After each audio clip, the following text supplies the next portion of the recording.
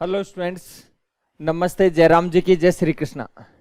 तो देखिए, आज हम वीडियो की जो टेस्ट सीरीज है उसका पहले पेपर का पार्ट 2 का सॉल्यूशन करने जा रहे हैं। तो देखिए, शुरू करते हैं। 32 क्वेश्चन आते हैं इसके अंदर। तो 16 क्वेश्चंस का सॉल्यूशन पिछले वीडियो में हमने कर लिया था। अगले 16 जो क्वेश्चंस हैं उनके सॉल्यूशन पर हम चर्चा करते हैं। तो देखिए, ध्यान दीजिए। आज का पहला सवाल, एक कार चालक घर से ऑफिस 60 किलोमीटर प्रति घंटे की चाल से चलता है, 45 किलोमीटर प्रति घंटे की चाल से वापस आता है। आने में 45 मिनट ज्यादा समय लगेगा। आने में समय ज्यादा क्यों लगा? क्योंकि स्पीड कम कर दी। स्पीड कम करेगा तो समय ज्यादा लगेगा ही लगेगा। तो ये पूछना चाह रहा है उसके घर से ऑफिस की दूरी क्या है। घर से ऑफिस की दूरी क्या है? तो देखिए, इसकी जो चाल है, स्पीड है, पहले 60 की थी और उसी दूरी को तय करने के लिए उसने स्पीड कम कर दी 45। दूरी फिक्स है घर से ऑफिस की, चेंज थोड़ी होगी। दूरी फिक्स है लेकिन स्पीड चेंज हो गई। पहले 60 की हुआ करती थी, अब 45 की हो गई। तो आपको पता है टाइम और स्पीड दोनों एक दूसरे के रेसिप्रोकल होते हैं, उल्टे होते हैं। ठीक है, अगर स्पीड ज्यादा है तो समय कम लगेगा, स्पीड कम है तो समय ज्यादा लगेगा। तो स्पीड 60 की थी और बाद में 45 की होगी, तो टाइम उल्टा हो जाएगा, रेसिप्रोकल होगा। तो आ जाएगा 45:60। जो कट सकता है काट लीजिए। 15 थी 45, 15 चौक 60। यानी पहले वो 3 मिनट में पहुंचता था तो अब 4 मिनट में पहुंचता है। पहले 3 मिनट में पहुंचता था तो अब 4 मिनट पहुंचता है। कितने मिनट लेट हो गई? 1 मिनट लेट हुई है।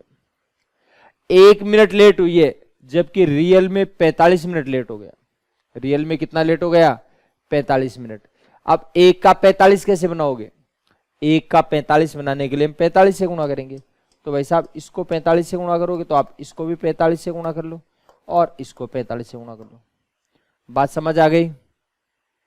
तो 45 थी 135, तो 60 की स्पीड से तो इसको 135 मिनट लगेंगी और 45 की स्पीड से उसको 180 मिनट लगेंगे। 60 की स्पीड से 135 मिनट लगेंगी और 45 की स्पीड से 180 मिनट लगेंगे।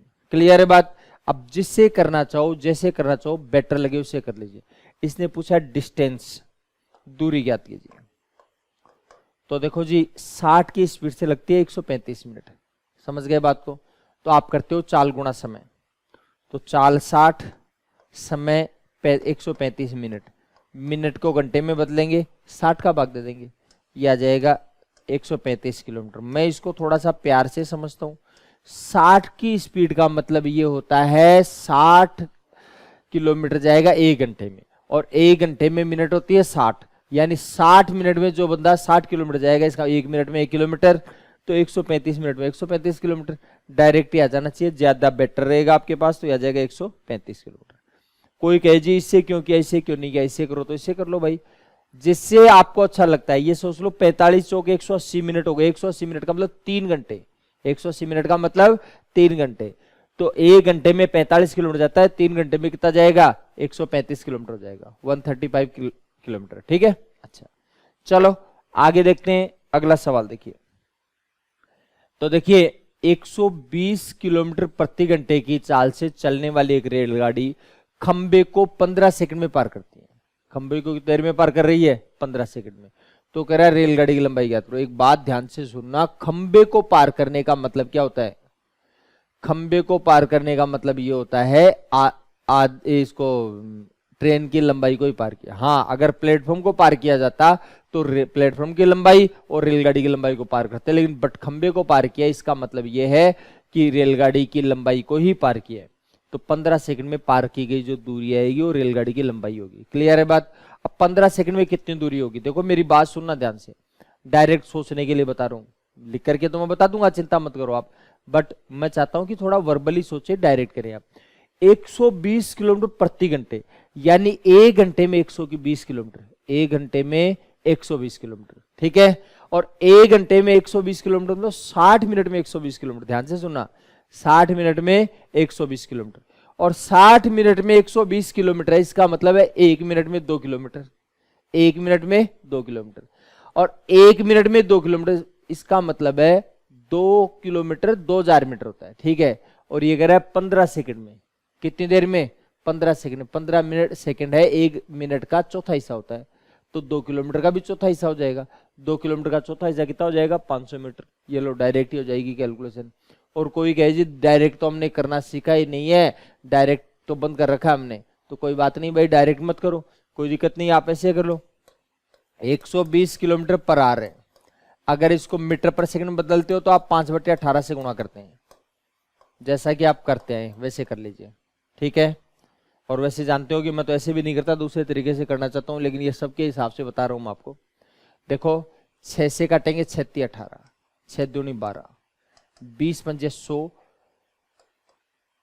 100/3 मीटर पर सेकंड। बहुत प्यार से देखना, 100/3 मीटर पर सेकंड, यानी 100 मीटर दूरी तय करने में 3 सेकंड लगते हैं।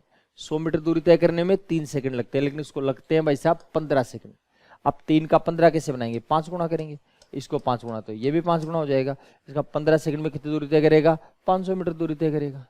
15 सेकंड में कितनी दूरी तय कर लेगा, 500 मीटर। हो जाएगी बात क्लियर। अच्छा चलो आगे बढ़ते हैं। देखिए एक व्यक्ति अपनी वास्तविक चाल के 5/6 से चलता है। वास्तविक चाल के 5/6 से चलने का मतलब वास्तविक चाल उसकी 6 की है, लेकिन आज किससे चल रहा है, वो 5 से चल रहा है।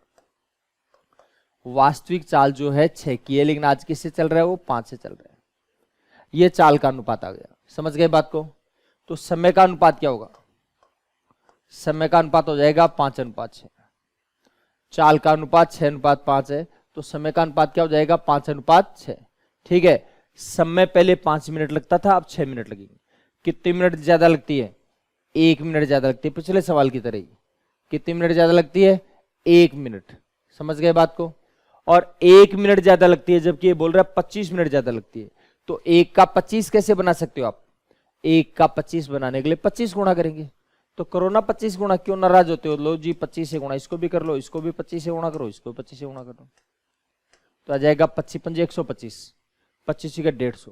तो इसको 125 मिनट लग रही है या 150 मिनट लग रही है, ये 125 मिनट और ये 150 मिनट, ठीक है। 25 मिनट ज्यादा लग रही है, समझ गए बात को। अच्छा तो देखो ध्यान दीजिए, ये कह रहा है वास्तविक समय कौन सा है, तो वास्तविक चाल के साथ वास्तविक समय है 125 मिनट।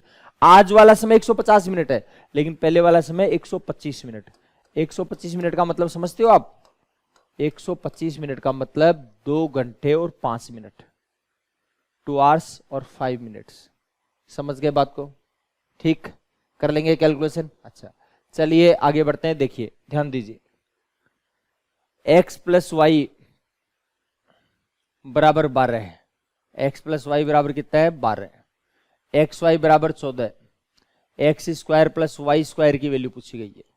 देखो बहुत तसल्ली से देखो, प्यार से देखिए एक बार। आपको पता है कि ऐसी संख्या डायरेक्ट तो कोई एक्चुअल में मिलेगी नहीं, जो वास्तव में जानते हैं कंप्लीट संख्या में पूर्णांक में तो अपने को मिलेगी नहीं, कि जोड़े तो 12 गुणा करें तो 14। तो कोई बात नहीं, बाई प्रोसेस कर लो, इतना नाराज होने की जरूरत नहीं है जी। तो x + y = 12 है। आपको स्क्वायर की वैल्यू चाहिए तो आप बोथ साइड स्क्वायर कर लीजिए। स्क्वायर करेंगे तो x + y का इस साइड भी स्क्वायर करेंगे और इस साइड भी स्क्वायर करेंगे। देखो ये जो लाइन है ये आपके लिखने के लिए नहीं है, ये आपको समझाने के हिसाब से बताइए, बाकी स्क्वायर आपके पास डायरेक्ट होना चाहिए। स्क्वायर होगा तो x² + y², दोनों को गुणा करके डबल करेंगे, 12 का स्क्वायर हो जाएगा 144, ठीक है। अच्छा आगे देखिए ध्यान दीजिए, x² + y² + 2xy, xy की वैल्यू कितनी है, xy की वैल्यू 14, 14 दूनी 28 हो जाएगा, 28 प्लस का इधर आकर माइनस का हो जाएगा, तो यह आ जाएगा x² + y², 144 - 28 कितना हो जाएगा, 116 हो जाएगा। 144 में 28 जाएगा, कितना बच जाएगा, 116, ठीक है। हो जाएगी बात क्लियर। बताइए कोई परेशानी वाली बात है तो कर लेंगे कैलकुलेशन। तो नॉर्मल सी स्ट्रक्चर है, आपके पास डायरेक्ट रहना चाहिए। 12 का स्क्वायर 144 हो जाएगा, और ये 14 का डबल 28, 144 में 28 जाएगा 116। क्लियर है बात। मैथमेटिक्स में इंटरेस्ट रखने वाले लोगों के लिए बहुत ज्यादा लंबी चौड़ी कैलकुलेशन है नहीं है। चलो अगला सवाल देखिए, इसका एक गुणनखंड क्या होगा। गुणनखंड मतलब टुकड़े, तो टुकड़े करोगे तो डेफिनेटली टुकड़े यहां भी होने वाले हैं, तो 117 में भाग जाएगा, जरूर ध्यान रखना। तो देखो 117 में 8 का भाग नहीं जाता, 117 में 11 का नहीं जाता, 13 का जाता है, 15 का नहीं जाता। एक ही ऑप्शन है, केवल एक ही ऑप्शन। और कोई कहे नहीं जी ऐसे ऑप्शन नहीं, आप डायरेक्ट बताइए, बाई प्रोसेस बताइए। तो बाई प्रोसेस देख लो, नाराजगी होते हो भाई। देखिए सुनिए बात को, x square minus 22x plus 1117। देखो ध्यान दीजिए, बात को सुनो, यहां कुछ भी नहीं है तो एक है, एक को गुणा करोगे 117 से तो गुणा आ जाएगा 117, और गुणा आ रहा है प्लस का।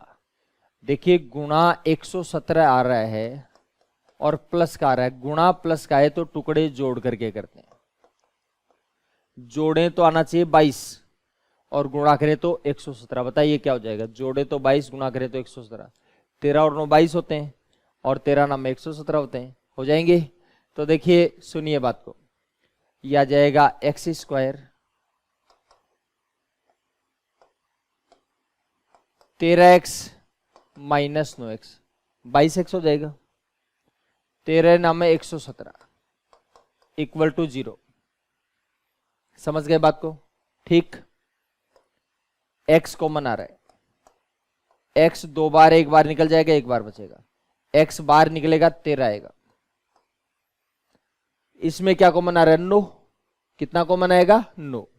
अगर 9 कॉमन आएगा तो x है, बार माइनस का चिन्ह, भीतर के चिन्ह बदल जाएंगे, बार माइनस का चिन्ह, भीतर के चिन्ह बदल जाएंगे।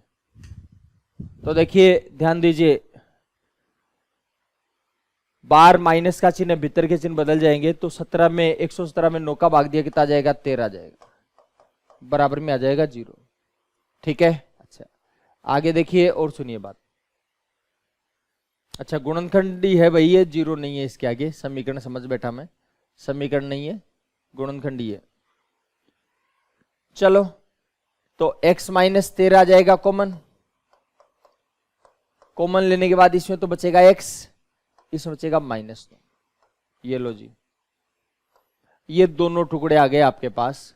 अब कौन सा ऑप्शन है देख लो। तो सिंपल सी बात है, इनका गुणा ही तो ये आएगा, तो वही टुकड़ा देख लेना। अगर ज्यादा ऑप्शन मिल रहा है तो करके देख लेंगे, नहीं तो यहाँ डायरेक्ट ही कैलकुलेशन हो जाएगी। समझ गए बात को? दूसरा रास्ता क्या है, गुणनखंडों का तो भाग कंप्लीट जाएगा, और भाग कंप्लीट जाएगा इसका शेष 0 बचेगा। तो शेष पर में भी लगा सकते हो। तो x माइनस 8 है तो x बराबर 8 रखो, 0 आता है तो गुणनखंड है, 0 नहीं आता तो गुणनखंड नहीं है। माइनस का 11 है तो इधर आकर प्लस का हो जाएगा, 11 रखो, 0 आ रहा है तो ठीक है, नहीं हो सकता। 13 रख करके देखिए, आ रहा है तो ठीक है, नहीं तो 0 आएगा ही आएगा, समझ लो आप। या x बराबर 15 रखोगे, 0 आएगा तो गुणनखंड है, नहीं आएगा तो नहीं होगा। तो गुणनखंड आएगा तो शेष 0 बचेगा, गुणनखंड आएगा तो शेष 0 बचेगा। बात समझ आ गई? अच्छा चलिए आगे देखते हैं, अगले सवाल की तरफ बढ़िए। दो संख्याओं का HCF और LCM क्रमशः 30 और 180 है। HCF और LCM कितना है, 30 और 180 है। यदि एक संख्या दूसरी संख्या से 50% अधिक है, एक संख्या दूसरी संख्या से 50% अधिक है, तो बड़ी वाली संख्या कौन सी है? देखो जी ध्यान देना, बात को सुनो। 50% अधिक है तो 2 पर 1 अधिक है, तो 2 है, अगर इसको 2 माने तो 1 ज्यादा, मतलब 3 हो जाएगी, 50% ज्यादा हो जाएगी। या इसको 100 मान लो, ये 150 हो जाएगी, जो बेटर लगे उसको मान लीजिए। इसको 2x मान लेंगे तो ये 3x हो जाएगी। दोनों संख्याएं आ गई आपके पास। आपको एक बात पता है कि दो संख्याओं का गुणा एलसीएम और एचसीएफ के गुणा के बराबर होता है। दो संख्याओं का गुणा एलसीएम और एचसीएफ के गुणा के बराबर होता है। तो देखो दो संख्या आपके पास आ गई, 2x into 3x equal to LCM. LCM है 180 और एचसीएफ है 30। बहुत प्यार से कैलकुलेशन की जरूरत है।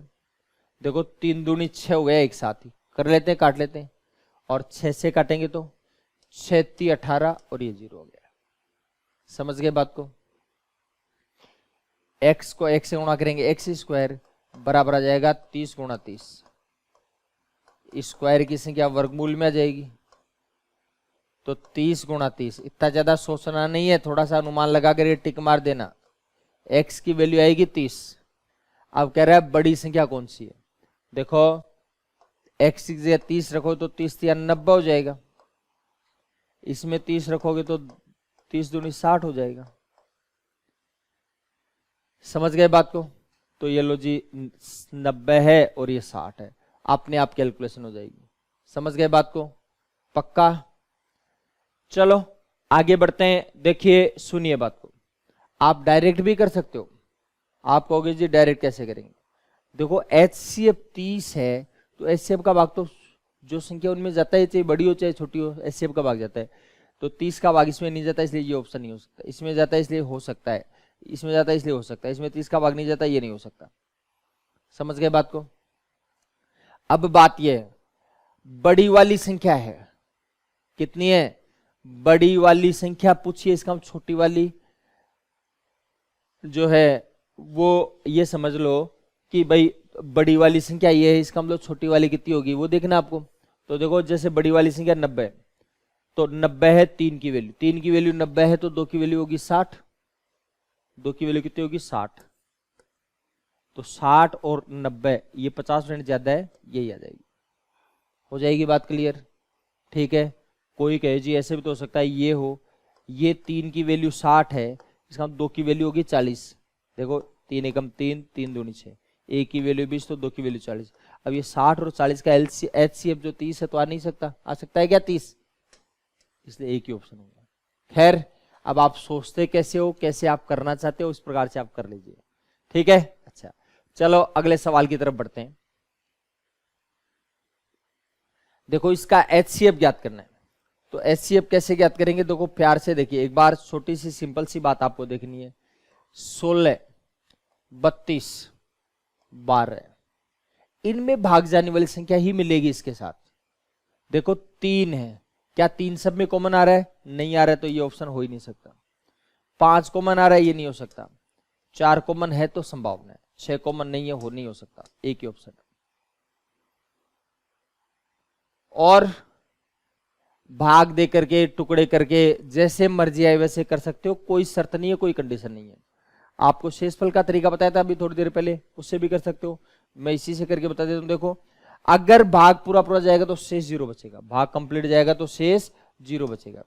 ध्यान देना, जैसे x बराबर -4 रखते हैं, देखो x इज गया -4, 8, x इज गया -4 प्लस 16, 0 आएगा ही, आना ही पड़ेगा, तभी कॉमन माना जाएगा, अदरवाइज नहीं होगा। -4 का स्क्वायर 16, 8 चौक 32, प्लस को माइनस से माइनस, प्लस 16, 16 और 16 32 हो गया, 32 में 32 जाएगा 0 बचेगा, 32 में 32 जाएगा 0 बचेगा, 0 बचेगा मतलब शेष 0 हो गया, तो इसमें तो पक्का भाग जाएगा। कोई कहे जी क्या पता इसमें नहीं जाए, तो इसमें रख करके देख लो, x की 4 रखोगे, 4 का स्क्वायर 16, 16 दूनी 32, 32 में 32 जाएगा 0 हो जाएगा। कोई कहे जी यहां पर रखो, तो यहां रख लो, 4 का स्क्वायर 16, ठीक है, 4 का स्क्वायर 16, यहां तो माइनस का स्क्वायर है प्लस हो जाता, लेकिन -4 का स्क्वायर यहां 16 हो जाएगा, और यहाँ 7 चौक 28 माइनस का होगा क्योंकि माइनस का 4 है, प्लस 12, 16 12 28, 28 में 28 जाएगा 0, ये लो। तो सिंपल सी बात है, भाग को जाना ही पड़ेगा, ऐसा हो ही नहीं सकता नहीं जाए। समझ गए बात को? चलो तो HCF आ जाएगा x + 4। अगला सवाल देखिए, इन साइक्लिक क्वाड्रिलेटरल, चक्रीय चतुर्भुज, चक्रीय चतुर्भुज वो होता है जिसके आमने सामने के कोणों का योग 180 डिग्री हो। चक्रीय चतुर्भुज जो आमने सामने कोणों का योग 180 डिग्री हो। और कई बातें आप जानते होंगे, चतुर्भुज के चारों शीर्ष वृत्त की परिधि पर स्थित होते हैं, अगर वृत्त होता तो उसके चारों शीर्ष वृत्त की परिधि पर भी हो सकते थे। ठीक है, फिलहाल वृत्त की जरूरत नहीं इसलिए मैं नहीं ले रहा हूं। ये कह रहा है PQRS में PSR, PQRS, ठीक है, ये क्या कहना चाह रहा है? PQ, अच्छा वृत्त भी दे रखा है क्या? चलो वृत्त दे रखा तो वृत्त में बना लेते हैं फिर तो। PQRS में PQ वृत्त का व्यास है, PQ वृत्त का व्यास है, ये लो जी वृत्त है, और ये PQ है वो वृत्त का व्यास है, ठीक है। अच्छा फिर ये R हो जाएगा, ये S हो जाएगा, ठीक है। चक्रीय चतुर्भुज, चक्रीय चतुर्भुज के आमने सामने के कोणों का योग 180 डिग्री, और एक थोड़ी देर पहले मैंने क्वेश्चन पढ़ने से पहले ही बोल दिया था ठीक है, इसमें जरूरत पड़ गई व्रत की, नहीं व्रत बनाने की जरूरत नहीं थी। अगर व्रत में बनाते हो तो चक्रीय चतुर्भुज जो है उसके चारों शीर्ष व्रत की परिधि पर, हमारे चारों शीर्ष व्रत की परिधि पर इसने बोला कि पी क्यू व्यास है, तो हमने व्यास की जगह बना दिया। अब ये बोल रहा है एंगल पीएसआर 135, पीएसआर कितना है 135, ये लो जी भाई साहब ये आ गया 135। फिर क्यूपीआर पूछा है, क्यूपीआर ये एंगल पूछा है, तो मेरी बात बड़े प्यार से देखना, चक्रीय चतुर्भुज के आमने सामने के कोणों का योग 180 डिग्री होता है, तो इन दोनों का टोटल 180 होगा, 180 में ये 135 है तो बचेगा 45, तो ये एंगल आ जाएगा 45 डिग्री। बात समझ आ गई? अच्छा, ये व्यास है इसका अर्धवर्त, और अर्धवर्त पर बनना कोण 90 डिग्री का होता है। अगर कहीं पर ये व्यास है, अर्धवर्त है, तो अर्धवर्त पर चाहे आप किसी भी साइड में कोण बना लो, हमेशा कितने डिग्री का बनता है? 90 डिग्री का बनता है। त्रिभुज के तीनों कोणों का योग 180 होता है, 180 में 90 निकलेगा, 90 बचेगा, 90 में ये 45 निकलेगा, तो ये कितना बचेगा? 45। तो जो आपको क्यूपीआर पूछा गया है वो कितना डिग्री आ जाएगा? 45 डिग्री आ जाएगा। ठीक है, एक सिंपल सा सवाल था जो हमने कर लिया है। चलो बढ़ जाएं आगे, अगले सवाल की तरफ चलते हैं। एक त्रिभुज का एक कोण 60 डिग्री है, एक त्रिभुज का एक कोण 60 डिग्री है, मान लो ये 60 डिग्री है। अन्य दो कोणों के अंतः कोणों के समद्विभाजक, अंतः कोणों के समद्विभाजक, ये भी अंतः कोण का समद्विभाजक है, ये भी अंतः कोण का समद्विभाजक है, तो यहां पर जो कोण बनेगा वो क्या बनेगा? अंतः कोण के समद्विभाजक। ध्यान रखना ये अंतः केंद्र है, अंतः कोणों के समद्विभाजक जिस बिंदु बोलते हैं उसको क्या बोलते हैं? अंतः केंद्र बोलते हैं। ठीक है, और अंतः केंद्र पर जो कोण बनता है वो शेष शीर्ष पर बनने कोण के आधे से 90 डिग्री ज्यादा होता है, आधे से 90 डिग्री ज्यादा होगा, तो आ जाएगा 90 प्लस 30, इसका आधा 30 है, तो 90 और 30 कितना हो जाएगा? 120 डिग्री का कोण आ जाएगा। हो जाएगी बात क्लियर? और यदि ये बहिष्केंद्र होता, ध्यान से सुनिए, अगर ये बहिष्केंद्र होता तो 90 से आधा कम होता, ये तो 90 से आधा ज्यादा है, ये 90 से आधा कम होता, मतलब 60 हो जाता। समझ गए बात को? क्लियर है बात? अच्छा चलिए आगे बढ़ते। पूछा नहीं है, ये पूछता तो बता देते। ये बहिष्केंद्र है, वो अंतः केंद्र था, ये बहिष्केंद्र है। चलो आगे देखिए, त्रिभुज के तीन कोण 3:4:5 में, तीन कोण 3:4:5 में। तो देखो ध्यान दीजिए, 3, 4, 7 और 5 12 है, तीनों का टोटल 12 है, और होना चाहिए 180। 12 का 180 बनाने के लिए 15 गुणा करेंगे, 12 को 180 बनाने के लिए 15 गुणा करेंगे, 180 बन जाएगा। इसको 15 गुणा करो तो इसको भी 15 गुणा कर दो, इसको भी 15 गुणा कर देते हैं, इसको 15 गुणा कर देंगे, तो आ जाएगा 15 × 3 = 45, 15 × 4 = 60, 15 × 5 = 75। तो एक कोण 45 का, दूसरा 60 का, तीसरा 45 का। ये बोल रहा है समकोण त्रिभुज, तो समकोण नहीं हो सकता क्योंकि कोण 90 डिग्री है। न्यून कोण त्रिभुज हो जाएगा, क्यों होगा? क्योंकि तीनों कोण न्यून कोण है। चेक करो, ये भी न्यून कोण है, ये भी न्यून कोण है, ये भी न्यून कोण है। समद्विबाहु के लिए दोनों कोण बराबर होने चाहिए थे, दो कोण बराबर हो जाए। द्विकोण त्रिभुज में है नहीं कोई सा। हो गई बात क्लियर? कंफर्म हो गया मामला? ठीक है जी। अच्छा चलो आगे बढ़ते हैं अगले सवाल की तरफ। देखिए, एक व्यवसाय में पी और क्यू के द्वारा किए गए निवेश 6:5 में, पी और क्यू है उसके द्वारा किए गए जो निवेश है किस अनुपात में? 6:5 में, तथा वर्ष के अंत में होने वाले लाभों का अनुपात 9:10 है। यदि ए ने 3 महीने के लिए इन्वेस्टमेंट किया हो तो बी ने कितने महीने के लिए निवेश किया? देखो ध्यान दीजिए, एक व्यवसाय में ए नहीं है, ये पी है,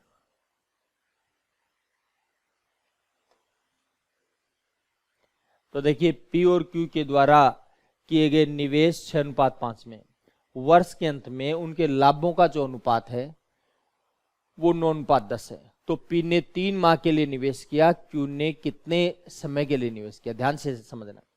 पी ने कितने रुपए लगाए? 6 रुपए। कितने महीने के लिए? 3 महीने के लिए। ठीक है, और क्यू ने कितने रुपए लगाए? 5 रुपए। कितने महीने के लिए? x महीने के लिए। कोई दिक्कत थोड़ी है, यही तो है। और लाभ का जो अनुपात आएगा वो क्या अनुपात आएगा? 9:10। लाभ का जो अनुपात आएगा वो आ जाएगा 9:10। ठीक है। अच्छा, 5 एकम 5, 5 दूनी 10, 9 एकम 9, 9 दूनी 18। हो जाएगी बात क्लियर। x को 1 से गुणा किया x, 2 दूनी 4, तो x की जो वैल्यू है वो आ जाएगी 4। x की वैल्यू कितनी हो जाएगी? 4 हो जाएगी। यानी 4 महीने के लिए इन्वेस्टमेंट किया गया है। कितने महीने के लिए इन्वेस्टमेंट किया गया है? 4 महीने के लिए। हो गई बात क्लियर? कोई परेशानी वाली बात है? अच्छा, चलो आगे बढ़ते हैं। ध्यान दीजिए, ए बी से 2 गुना अच्छा कार्य करता है। दोनों मिलकर किसी कार्य को 18 दिन में पूरा कर सकते हैं। ए अकेला उस कार्य को कितने दिन में करेगा? ए अकेला उस कार्य को कितने दिन में करेगा? क्या कहना चाह रहे हैं? ए बी से 2 गुना अच्छा कार्य करता है, तो कार्य क्षमता बी से दुगुना, यानी ये 1 ईंट लगाता है तो ये 2 ईंट लगाता है। ये 1 ईंट लगाएगा तो ये कितने लगाएगा? 2 ईंट लगाएगा। बात समझ आ गई? ये कार्य क्षमता की बात है। और अब ये कह रहा है कितने दिन में कर सकते हैं? 18 दिन में। कौन? दोनों मिलकर। दोनों मिलकर के 18 दिन में करते हैं। तो पहले तो देखिए काम कितना है। देखो, एक दिन में 3 ईंट लगाते हैं। दोनों मिलकर एक दिन में कितनी ईंट लगाते हैं? 3। और काम हुआ 18 दिन में। इसका ईंट कितनी हो गई? 54। 54 ईंट लगाने का काम है। आराम से सुन लो, ये 2 ईंट लगाता है एक दिन में, ये 1 ईंट लगाता है। दोनों मिलकर एक दिन में 3 ईंट लगाते हैं। ये कह रहा है जी 18 दिन लगे पूरा काम करने में, इसका 54 ईंट हो गए। बात समझ आ गई? अच्छा, चलो आगे बढ़ते हैं। ध्यान दीजिए, अब ये कह रहा है ए अकेला कितने दिन में करेगा। तो देखो भाई साहब, एक को अगर आप काम करवाओगे तो 54 ईंट लगानी है। ए अकेला 2 ईंट लगा लेता है। 2 ईंट लगा ले, इसका कितने दिन लग जाएंगे? 27 दिन लग जाएंगे। ठीक है। और आगे देखिए, ध्यान दीजिए, बी से बात करें तो वही 54 ईंट लगानी है, लेकिन 1 ईंट डेली लगाता है। इसका कितने दिन लग जाएंगे? 54 दिन लग जाएंगे। ठीक हो जाएगा काम, कर लेंगे कैलकुलेशन। अच्छा, चलिए आगे बढ़ते हैं। देखो, ये कहना चाह रहा है 6x + 5y = 3x 36। 6x + 5y = 36। 5x + 6y = 16। ये कह रहे हैं इसके हल कैसे हैं। देखो ध्यान देना, हल है फिक्स कब होता है? जब इन दोनों का रेशियो दोनों अलग अलग हो। तो जैसे इसकी बात करें तो ये तो है 6:5, और ये b1 और b2 बोले, ये दोनों 5/6, दोनों अलग अलग है। a1 और a2 is not equal to b1 और b2। अगर ऐसा है तो फिक्स आंसर आएगा, एक ही आंसर आएगा, फिक्स आएगा। क्लियर है बात? और अगर ऐसे होता तो ये दोनों बराबर आ जाते, लेकिन ये बराबर नहीं आता। तो इस कंडीशन में कोई हल नहीं होता, नंबर ऑफ सॉल्यूशंस होता 0, ये होता फिर। और अगर ये आता a1/a2, b1 और b2, c1 और c2, अगर ये आता तो फिर अनंत हल होते, फिर ये आंसर आता। समझ गए बात को? चलो आगे बढ़ते हैं, अगले सवाल की तरफ देखिए। अगला सवाल सुंदर सवाल। ये कह रहा है ये जो संख्या है उसमें माध्यिका और माध्य ज्ञात कीजिए। देखो, माध्यिका के लिए संख्याओं का क्रम से होना जरूरी है। बीचों बीच लिखी हुई संख्या माध्यिका होती है। ठीक है, तो देखो जी ध्यान दीजिए, संख्याएं तो क्रम से ही है। कितनी संख्याएं? 1 2 3 4 5 6 7 8 9 10 संख्याएं। तो भाई साहब 10 संख्याओं में बीचों बीच देखो, 4 संख्याएं तो इधर निकल गई और 4 संख्या इधर निकल गई। समझ में आ गई बात? तो बीचों बीच ये 2 संख्या बच गई, तो 2 संख्या एक ही बचती तब तो डायरेक्ट हो जाता है। 2 बचती तो दोनों को जोड़कर 2 का भाग दे देंगे। हालांकि संख्या समान है इसलिए दिमाग ज्यादा लगाने की जरूरत ही नहीं। हो जाएगी बात क्लियर? अच्छा, और आगे देखिए, सुनिए बात। तो इसका माध्यिका है 5, तो इसमें भी नहीं है, इसमें भी नहीं है, 2 ऑप्शन बच गए। लेकिन अब तो करना पड़ेगा, क्योंकि एक ही ऑप्शन में होता था तो काम ही खत्म हो जाता। माध्य तो मतलब सभी संख्याओं जोड़कर इनकी संख्या का भाग दे देंगे। तो आ जाएगा 2 और 2 4 3 7 5 12 5 17 5 22 से 28 8 36 10 46 और 15 61। 10 का भाग देंगे 6.1 आ जाएगा। ये लो जी, पहला ऑप्शन ही हो जाएगा। बहुत इजी सा सवाल है। हो गई कैलकुलेशन? बताइए कोई दिक्कत है तो? अच्छा, चलिए आगे बढ़ते हैं, अगले सवाल की तरफ चलिए। दिए गए आंकड़ों का माध्य, माध्यिका और बहुलक का योग बताओ। माध्य ज्ञात करना है, माध्यिका ज्ञात करनी है, बहुलक ज्ञात करना है। तो माध्य ज्ञात करने के लिए तो वही राशियों का योग उठे, राशियों की संख्या। तो देखो जी 15 और 12 27 और 19 46 और 30 76 और 12 88 और 12 100 हो गया। ये तो टोटल कितना हो जाएगा 100। वापस देख लेता हूं, 12 12 24 24 30 54 54 और 19 73 73 और 12 85 1500 बिल्कुल ठीक है। और संख्याएं कितनी है 6 संख्याएं, 100 में 6 का भाग दे देंगे तो फ्रैक्शन में है, तो इसका मतलब यह आ जाएगा 2 से काटेंगे 3 आ जाएगा, 2 से काटेंगे 50, 16 3 48, 16 से 2/3 ये तो आ जाएगा क्या समांतर माध्य। अब चाहिए आपको माध्यिका। माध्यिका के लिए बीचों बीच की संख्या माध्यिका होती है, क्रम से लिखना पड़ता है छोटे से बड़े। सबसे छोटी संख्या 12 है और 12 है और 3 बार, फिर उससे बड़ा 15, उससे बड़ा 19, उससे बड़ा 30। देखो बीचों बीच ये 2 संख्याएं हैं, बीचों बीच 2 संख्याएं, तो दोनों को जोड़ करके 2 का भाग दे देंगे, दोनों को जोड़ करके 2 का भाग देंगे तो 15 और 27, 15 12 27, 27 में 2 का भाग देंगे तो 13.5 हो जाएगा। 13.5 मतलब ये हो जाएगा। फिर है बहुलक। तो बहुलक जो सबसे ज्यादा बार आता है, देखो सबसे ज्यादा बार तो 12 ही आया है, तो बहुलक हो जाएगा 12। जो सबसे ज्यादा बार आता है बहुलक होता है। ये कह रहा है तीनों का टोटल। तो देखो जी मोटा मोटा टोटल कर लेता हूं, 16 और 13 29 और 12 41, 41 तो ये हो जाएगा। 41 से ज्यादा आएगा, 41 से ज्यादा ये नहीं है, ये नहीं है, ये नहीं है, एक ही ऑप्शन है। और कोई कहे जैसे गोली मत दो जी, पूरी कैलकुलेशन करो, तो पूरी कैलकुलेशन कर लो, 2/3 और 1/2 ये और जोड़ लीजिए। समझ गए बात को? तो यह आ जाएगा 2 दूनी 4, 3 एकम 3, तो 4 और 3 7, 7/6 आ जाएगा। देखो 7/6 को आप लिख सकते हो 6/6 और 1/6। 7/6 को क्या लिख सकते हो 6/6 और 1/6। 6/6 का हो जाएगा 1, 1 और 41 42, 42 सही 1/6 आ जाएगा। कितना हो जाएगा 42 सही 1/6। ये लो एक्चुअल कैलकुलेशन हो गई। समझ गए बात को? चलो आगे देखिए और सुनिए बात। निम्न आंकड़ों के माध्य से लिया गया माध्य विचलन ज्ञात करो। माध्य से लिया गया माध्य विचलन। तो देखो ध्यान से सुनिए, आपकी संख्याएं ये है 8 7 9 16 और 25, ये संख्याएं हैं। तो माध्य, पहले तो माध्य ज्ञात कर लो। माध्य क्या होता है राशियों का योग बटे राशियों की संख्या। ऐसे ही करते हो आप, तो 25 और 16 41 9 50 7 57 और 8 65 हो जाएगा। संख्या कितनी है 5, 65 में 5 का भाग दिया 13।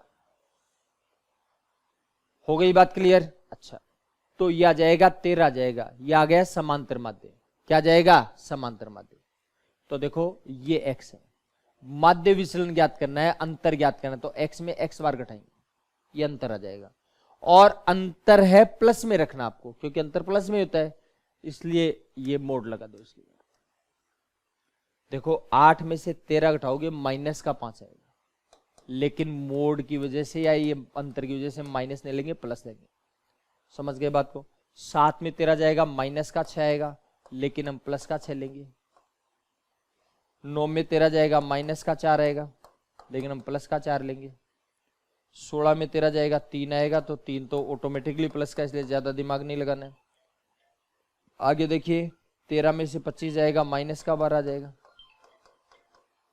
हो जाएगी बात क्लियर? कोई दिक्कत है किसी प्रकार की? आगे देखिए 12 3 15 4 19 6 25 और 5 30। देखो माध्य विचलन चाहिए आपको। क्या चाहिए? माध्य विचलन। तो टोटल ये जो डिफरेंसेज है उनका टोटल ज्ञात कर लीजिए। 12 3 15 4 19 6 25 और 5 30 हो जाएगा। लिखना चाहो तो summation x minus x bar लिख लो। क्लियर है बात? कितना हो जाएगा 30। Summation of x minus x bar बटे राशियों की संख्या है ये, तो ये तो आ जाएगा 30। और संख्याएं कितनी है? संख्याएं 5 होंगी शायद, 5 ही संख्याएं, 5 का भाग दे देंगे तो माध्य विचलन कितना आ जाएगा? अच्छा आ जाएगा। ठीक है, ये पेपर के हिसाब से हमने कुछ सॉल्यूशंस किए हैं। ठीक है, चलो फिर अगले पेपर में मिलते हैं, तब तक आप हंसते रहिए, मुस्कुराते रहिए।